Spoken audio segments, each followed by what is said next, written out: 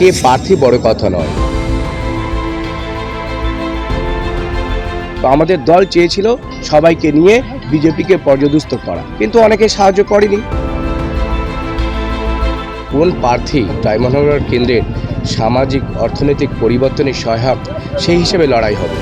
গণতান্ত্রিক পদ্ধতিতে আমাদের রাজনৈতিক লড়াই লড়তে হয় দেশের সাংবিধানিক অনুযায়ী।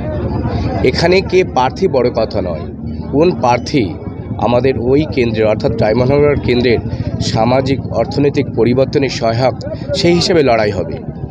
যে কেউ তো দাঁড়াতে হবে, এটা প্রার্থীটা বড় কথা নয়, প্রার্থীটা কি কাজ করবে সেটা বড় কথা, প্রার্থীটার যোগ্যতা আছে কি না এটা বড় কথা। ওখানে তো এক জল্পনা চলছিল প্রার্থী কে হবে না, এমনকি নওশাদী নিজেও ইচ্ছা প্রকাশ করেছে, তাহলে আপনাকে দেওয়া হলো, নওশাদ জানালেন এই বিষয়ে আমাকে কেন দেওয়া হয়েছে দল বলতে পারবে, তবে আমাদের দলে একটি পদ্ধতি মেনে হয়, ডেমোক্রেটিক ওয়েতে আমাদের দল সিদ্ধান্ত নেয়, কালেকটিভ ডিসিশনে বিশ্বাসী আমরা। সেই হিসাবে দল আমাকে ওখানে দাঁড় করবার জন্য প্রস্তাব দিয়েছিল, আমি তাতে সম্মতি প্রকাশ করেছি। সিপিএমের সঙ্গে আপনাদের জোট নেই, লড়াই কতটা কঠিন হবে বলে মনে হচ্ছে? দেখুন, যদি বলতে চান, আমাদের ভারতবর্ষ স্বাধীনতা পেয়েছিল 1947 সালের 15ই আগস্ট। এশিয়ার আরও অনেক দেশ কিন্তু স্বাধীনতা পেয়েছিল তারপরে। আপনি দেখুন, বাংলাদেশ 1971 সালে স্বাধীনতা পেয়েছিল। তারপরে দেখুন আপনি সিঙ্গাপুর 1965 সালে, আমাদের প্রতিবেশী দেশ চীন তারা পেয়েছিল 1949 সালে। তারা এখন কোথায়? তাদের আর্থিক ইনকাম এক একটি মানুষের, অর্থাৎ বাৎসরিক ইনকাম, একজন মানুষের বাৎসরিক ইনকাম এর উপর ভিত্তি করে দেশের অর্থনৈতিক বুনিয়াদ তৈরি হয়। তাহলে আজকের একজন ভারতীয়র ইনকাম 1,13,000 টাকা, বাংলাদেশের ইনকাম প্রতি বছরে একজন বাংলাদেশি ইনকাম করে 1,25,000। সিঙ্গাপুরের একজন লোক ইনকাম করে, অর্থাৎ অ্যানুয়াল ইনকাম 65 লক্ষ টাকা। ভাবতে পারবেন, আমেরিকার থেকেও এগিয়ে। দেশটি মাত্র 1965 সালে স্বাধীনতা পেয়েছিল। এবারে দেখুন চীন স্বাধীনতা পেয়েছিল 1949 সালে। তাদের বাৎসরিক ইনকাম একটি চাইনিজ মানুষের প্রায় 12 লক্ষ টাকা। সেক্ষেত্রে আমাদের ভারতের 1,13,000 টাকায়। এর দ্বারা বোঝা যায় ভারতবর্ষের স্বাধীনতার পর যে সমস্ত দল সরকারে এসে সরকার চালিয়েছে, দেশের মানুষের আয় বৃদ্ধির উপর কোনো নজর দেয়নি, এটা পরিষ্কার বোঝা যায়।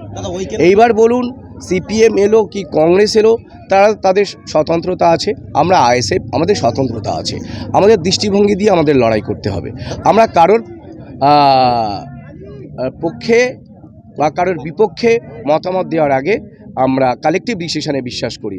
তো আমাদের দল চেয়েছিল সবাইকে নিয়ে বিজেপিকে পর্যদুস্ত করা, কিন্তু অনেকে সাহায্য করেনি। আমাদের কিন্তু সাহায্য 100% এবং পরিশ্রম 100% দেওয়া ছিল। ওই কেন্দ্রতে কেউ দাঁড়াতে সাহস পেত না এবং নওশাদী কি আপনাকে দাঁড় করে দায় সারলেন?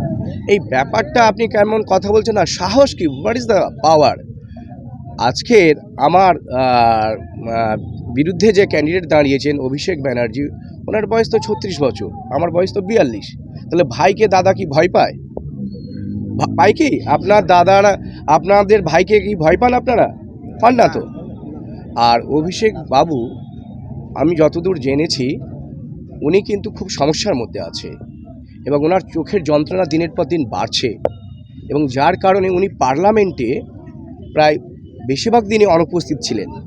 এবং ডায়মন্ড হারবারের মানুষের আর্থ সামাজিক বা শিক্ষা, স্বাস্থ্য, মানুষের কর্মসংস্থান, আনঅর্গানাইজ সেক্টর লেবাররা কীভাবে বেঁচে থাকবে, মিনিমাম ওয়েজেস অ্যাক্ট, বিভিন্ন যে ইস্যুগুলো, একটিও ইস্যু নিয়ে তিনি পার্লামেন্টে বলেননি। আমি চাই, আমি ওর দাদা হিসাবে বলছি, আপনি আপনার চোখের চিকিৎসা করুন, যদি আমেরিকায় যেতে হয় যান, ভালো করে চিকিৎসা করুন, কারণ চোখ গেলে আর ফিরে পাওয়া যাবে না। আপনার সুস্বাস্থ্য কামনা করি, আপনি দীর্ঘজীবী হন, আপনি আপনার স্বাস্থ্যটা আগে বাঁচান। আমি কথা দিচ্ছি, আপনার দাদা হিসাবে আপনার পাশে থাকব। আপনি যেভাবে আমাকে বলবেন আমি পাশে থাকব, তবে আপনি আপনার চোখের চিকিৎসা ভালো করে করান, কারণ আপনি ইতিমধ্যে পার্লামেন্টে যেতে পারেননি, মানুষের রায় আপনার পক্ষে ছিল। কিন্তু সেই জন্য আবার বলছি, দ্বিতীয়বার এটা করবেন না, আপনার চোখ আগে সরান।